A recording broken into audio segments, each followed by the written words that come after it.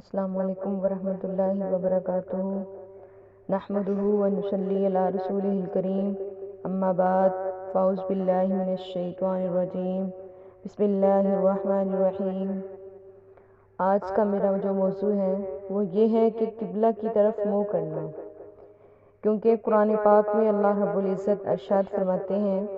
فَوَلِّ وَجْهَكَ شَطْرَ الْمَسْجِدِ الْحَرَامِ وَحَيْثُ مَا كُنْتُمْ فَوَلُّوا وُجُوهَكُمْ شَطْرَهُ، سورہ البقرہ آیت نمبر 144۔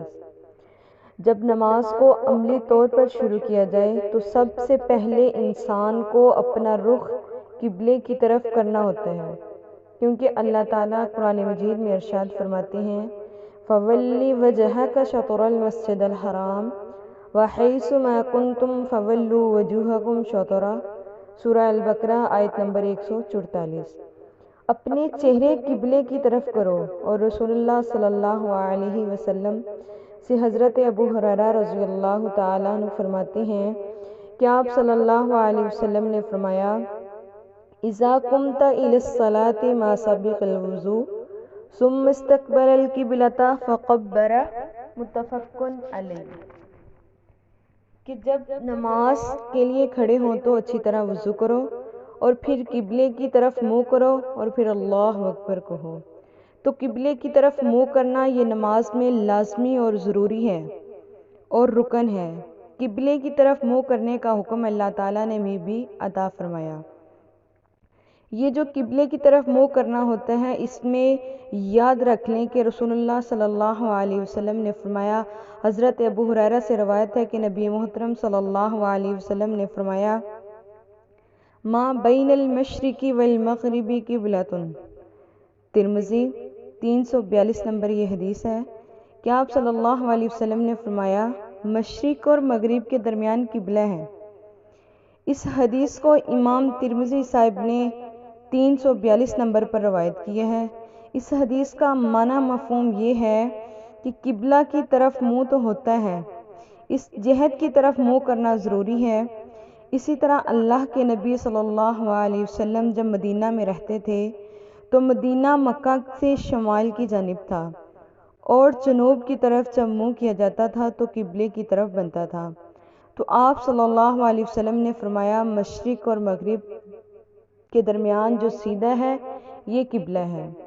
یعنی انسان اس سمت پر منہ کر لے جس طرف قبلہ بنتا ہے، تھوڑا سا ادھر ہو جائے تھوڑا سا ادھر ہو جائے اس سے فرق نہیں پڑے گا، بس اس سمت کا خیال رکھنا ہے۔ اور اللہ تعالیٰ کا بھی یہی حکم ہے فَوَلُّوا وَجْهَكُمْ شَطْرَهُ، کہ اس سمت میں اپنا منہ کر لو، اس لیے کہ قبلہ تو بہت دور ہو سکتا ہے، اور جو انسان ہزاروں میل دور ہے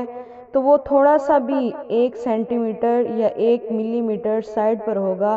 تو آگے جا کر تو وہ بہت دور اس کا منہ ہو گیا ہوگا۔ اس لیے اللہ نے کسی پر کوئی مشکل نہیں ڈالی، فرمایا فَوَلُّوا وَجْهَكُمْ شَطْرَهُ، کہ جس سمت قبلہ ہے اسی طرف منہ کیا جائے۔ تو یاد رکھ لیں نماز میں، فرض نماز میں قبلے کا رخ کرنا لازم ہے، ضروری ہے۔ اللہ تعالیٰ کا بھی یہی حکم ہے، اور اللہ کے نبی جناب محمد رسول اللہ صلی اللہ علیہ وآلہ وسلم کا بھی یہی حکم ہے۔ ہاں، ایک بات ذہن میں رکھ لیں کہ فرض نمازوں کے علاوہ جو نماز نفل ہوتی ہے اس میں انسان کو اجازت ہے کہ نماز کے شروع کرتے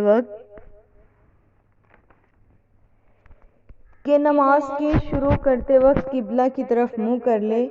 پھر جو باقی نماز ہے اسی میں منہ کسی اور طرف بھی ہو جائے تو جائز ہے، کیونکہ اللہ کے نبی صلی اللہ علیہ وسلم نفل نماز اپنی سواری پر پڑھ لیتے تھے۔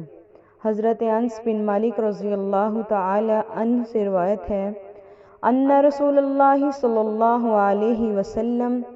کان اذا سفر فاراد ان يتطوع استقبل بناقۃ القبلہ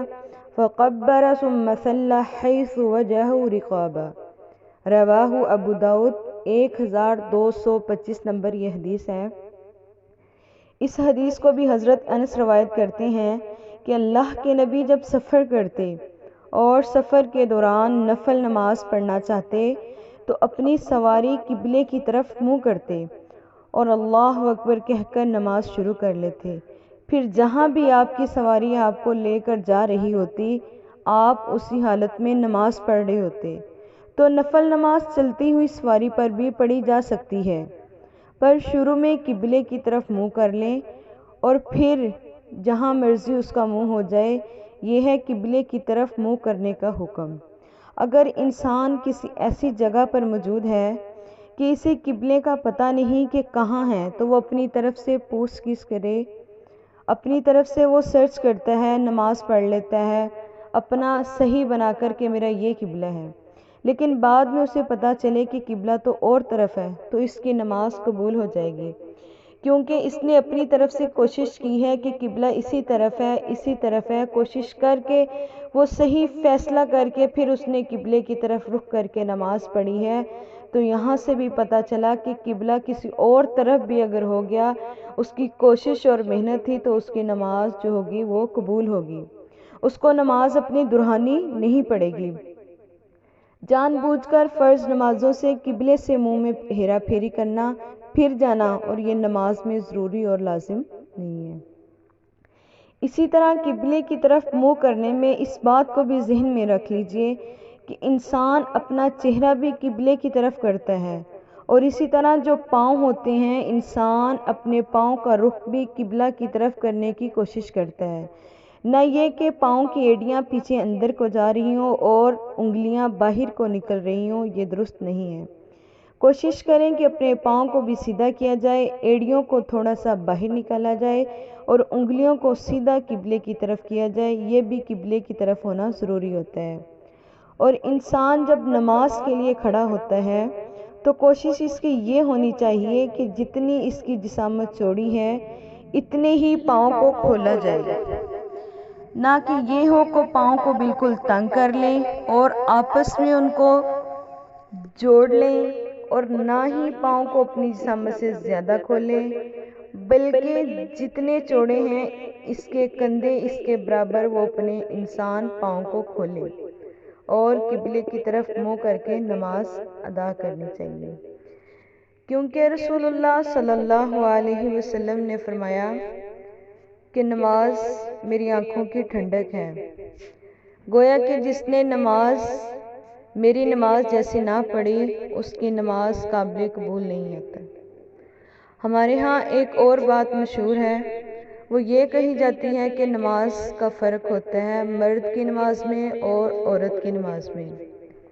لیکن یہ درست نہیں ہے، کیونکہ اللہ کے نبی صلی اللہ علیہ وسلم نے جو نماز اپنے صحابہ کو سکھلائی، وہی نماز اپنی صحابیات کو بھی سکھلائی، کیونکہ شروع اسلام میں اسلام کا بول بالا نہیں تھا۔ اللہ کے نبی نے جب جماعت کروائی تو حضرت خدیجہ نے پیچھے مقتدی بن کر آپ کے ساتھ جب نماز پڑھی تو نماز میں کوئی بھی فرق نہیں تھا، اس لیے کہ نماز کے لیے جس طرح وضو کرنا شرط ہے، اسی طرح قبلہ کی طرف منہ کرنا بھی شرط ہے۔ گویا کہ جو انسان اذان کے کلمات تو سن لے، اپنی نیت کر کے اٹھ جائے وضو کے لیے، لیکن وضو کے بعد اس کی نماز درست نہیں ہے، اس کا قیام درست نہیں ہے، اس کے سجود، رکوع، اس کا قیام، تشہد درست نہیں ہے، تو گویا کہ اس کی ایسی نماز کا کوئی فائدہ نہیں ہے، کیونکہ اللہ کے نبی صلی اللہ علیہ وآلہ وسلم نے فرمایا کہ جو انسان نماز کو تیز تیز پڑھتا ہے، اپنے کندھوں سے بوجھ اتارنے کے لیے پڑھتا ہے، جب وہ نماز پڑھ کے فارغ ہوتا ہے تو وہ نماز ایک گندے کپڑے میں لپیٹ کر کے اس کے منہ پہ مار دی جاتی ہے، کیونکہ اللہ رب العزت نے جب انسان کو بنانا چاہا، ابن آدم کو خلیفہ بنانا چاہا دنیا میں،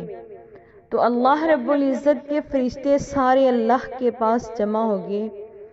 کہنے لگے کہ اے اللہ رب العزت، ہم تیری عبادت کے لیے کافی ہیں، یہ انسان ہے، دنیا میں جائے گا، جا کے شور برپا کرے گا، خون خرابہ کرے گا، دہشت گردیاں پھیلائے گا۔ تو اللہ رب العزت نے اپنے فرشتوں کو کیا جواب دیا؟ ذرا سنیے کیا جواب دیا۔ اللہ تعالیٰ نے فرمایا میرے فرشتوں، میری پوری کائنات ایک جیسی نہیں ہوگی. جو میرے بندے ہوں گے ان کی نمازیں، ان کا اٹھنا بیٹھنا، ان کی تہجد، اشراق، قیام، سیام، ان کی عیدیں، تہواریں، سب کچھ میرے نبی کی سنت کے مطابق ہوگا. تو اسی طرح ہے جو انسان سنت کے مطابق زندگی گزارتا ہے تو اللہ تعالیٰ اپنے فرشتوں کو کہتے ہیں کہ میرے فرشتوں آؤ دیکھو، گواہ ہو جاؤ، یہ میرے وہ بندے ہیں جو میری نبی کی سنت پر چل کر اپنی زندگیاں گزار رہے ہیں. کل قیامت والے دن میں ان کو بغیر حساب و کتاب جنت میں داخلہ دے دوں گا. دعا ہے اللہ تعالیٰ ہمیں بھی سمجھ کر عمل کر کے قبلوں کا اپنا رخ کر کے سیدھے کر کے نمازوں کی درستگی کر کے نمازیں ادا کرنے کی توفیق عطا فرمائے. وما توفیقی الا باللہ.